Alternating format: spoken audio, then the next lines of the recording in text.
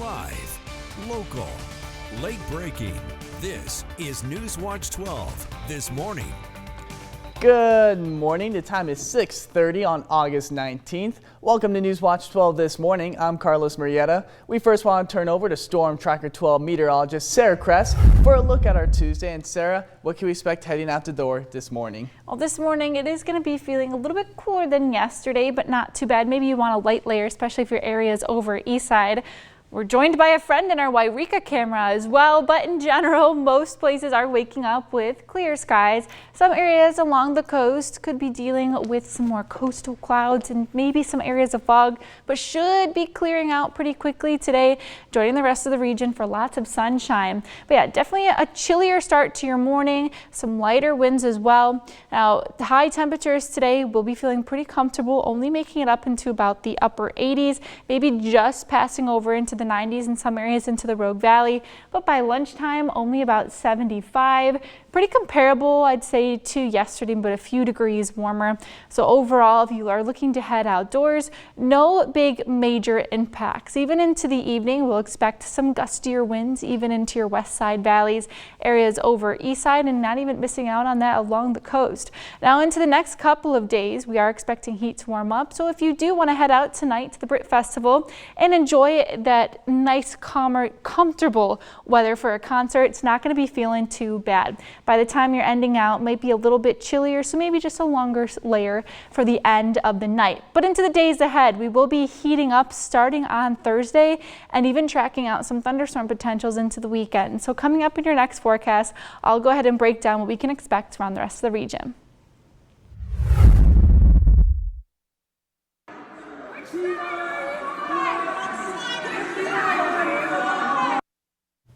What you just saw there were protesters interrupting Senator Ron Wyden's town hall in Josephine County, as that town hall was scheduled to take place yesterday afternoon at Rowe Community College in Grants Pass.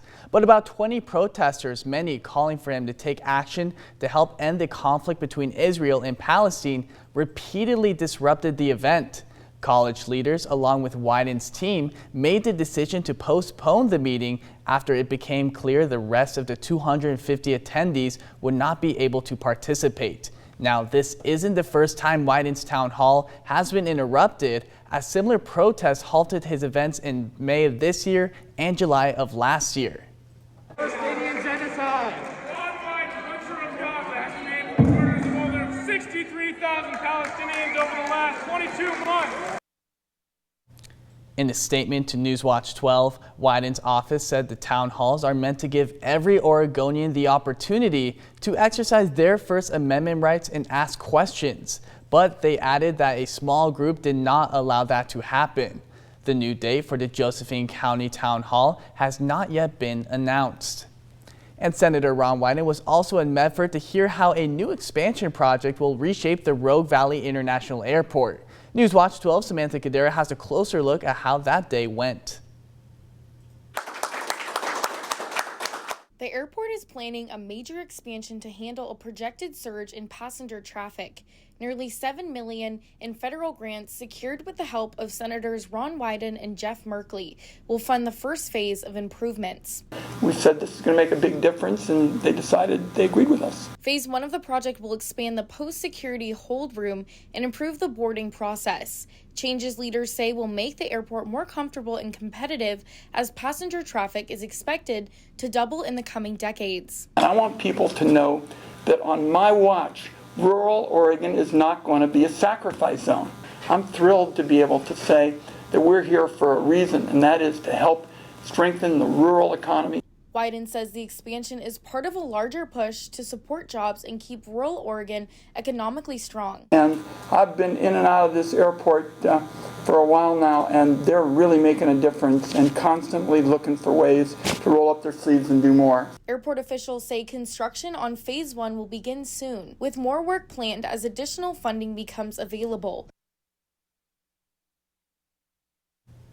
Moving on to the fire watch, a wildfire broke out in Siskiyou County near Hornbrook, which triggered multiple evacuation orders but have since been downgraded to warnings. The Rooster Fire is burning near Klamathon Road and Rooster Drive, and the fire has burned about 5 acres. Crews have stopped the spread of the fire, And CAL FIRE says ground and air crews, along with local and federal resources, are still on the scene.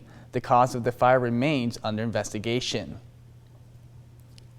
The city of Grants Pass is beginning to issue citation notices for those camping in city parks after a judge dismissed the case between the city and the DRO last week.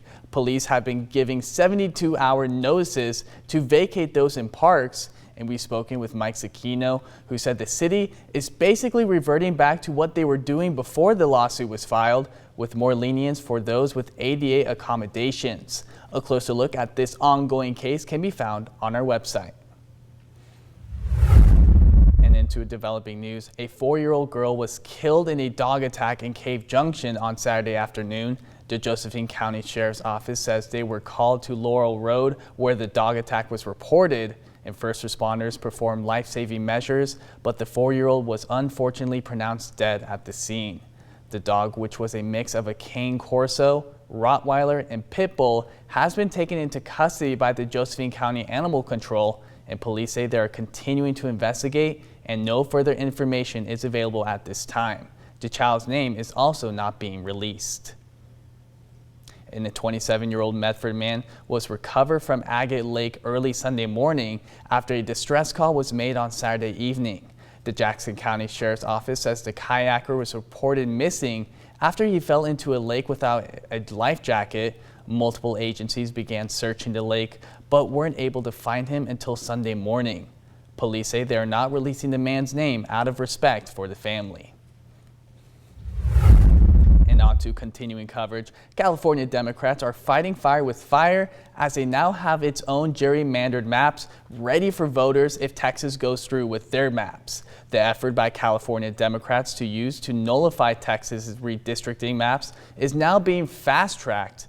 It needs to be passed by Thursday to get on the November statewide ballot, and California Republicans are accusing Governor Gavin Newsom and Democrats of rigging the next round of congressional elections. The face-off comes as Governor Newsom leads Democrats across the country campaigning against President Trump in the midterm elections.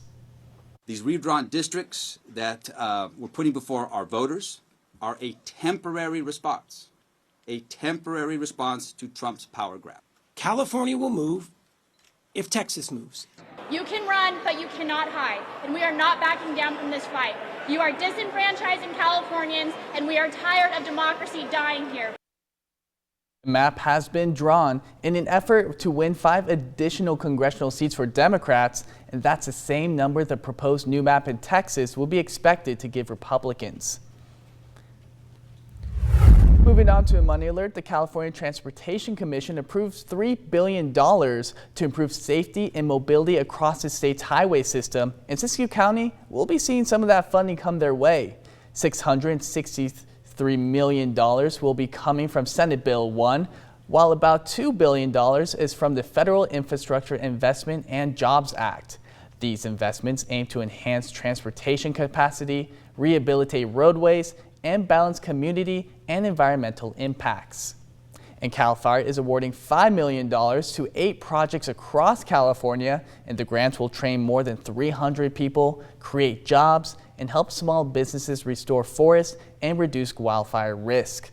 Projects include youth training programs at Redley College and new technologies in mass timber production. Officials say these efforts will keep communities safer, improve forest health, and cut back on pile burning by putting woody materials to good use. Since 2022, CAL FIRE's Business and Workforce Development Program has invested over $100 million statewide. And Oregon Vortex has announced that they will be closed starting today due to the need of serious repairs. According to a Facebook post, contractors and engineers have stated that due to the rocks on the Sardine Creek, it poses a danger to the gift shop's survival and the risk of endangerment to anyone on the premise.